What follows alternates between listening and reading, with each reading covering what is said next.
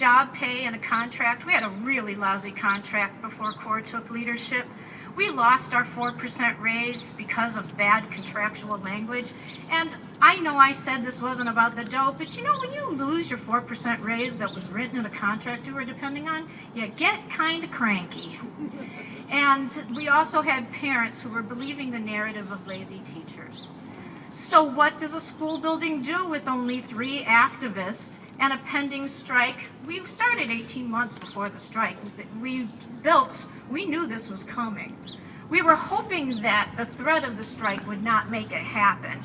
But we knew it was coming, and we started to unite, build our strength, and build our power. Well, you've had this lunch conversation I've had sitting in the teacher's lunchroom.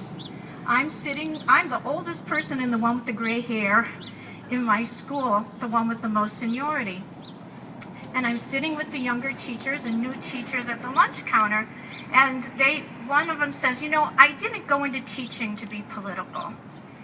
Well, we need to stop right there, everybody, because young teachers need to know teaching is a political act.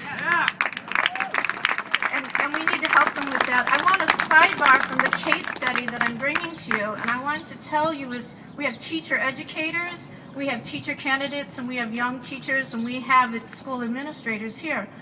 We need to all sit down and read some John Dewey. Thank you. And when we read John Dewey, we find that we bring democracy inside of our classrooms. And if we teach teacher candidates, and if we teach administrators what democracy looks in a classroom, through my work with young teachers and student teachers, I find that once they establish that for their students, they want it for themselves. Their eyes are opened and they decide, I want democracy for me. It is one of the ways that we built power at Nettlehorse School, by bringing democracy inside of our classroom and joining the Progressive Educators Network and deciding that we were going to be socially justice-oriented teachers as well. But you cannot take somebody who's 22 years old, doesn't have tenure, and has never been part of a movement, and take them from 0 to 10. They can't go there, and it is actually wrong to ask them to go to 10. They need to feel what a movement is, and that needs to be their own choice. And so the first thing we did, it is so simple. We asked everybody to wear their red CTU shirts on Friday. Now, this seems like such a simple thing, but you are 22 years old, you're a first-year teacher, you don't have tenure, you wear a red CTU shirt to school in front of those parents and my administrator, and you are being a hero.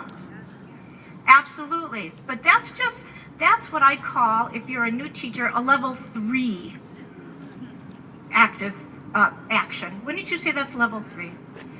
And so after a while, the 3 of us who were union activists looked around on Friday and, oh my God, almost the whole faculty's got on red shirts. But you know what other piece of information we had? Who we needed to have conversations with. We know that song, Which Side Are You On? There are no neutrals in this. You are either on this side or that side when you're negotiating a contract and when you are working for social justice for children. And so we started having those contacts one at a time. What is it about the union that bothers you? Tell us. I can't go back as your union representative and talk to the leadership unless I know why you're not wearing your shirt. It's not union thuggery. We didn't twist anybody's arms. Nobody's tires got slashed. Everybody was still welcome. But I will tell you that by the second month, everybody was wearing their red shirt on Friday.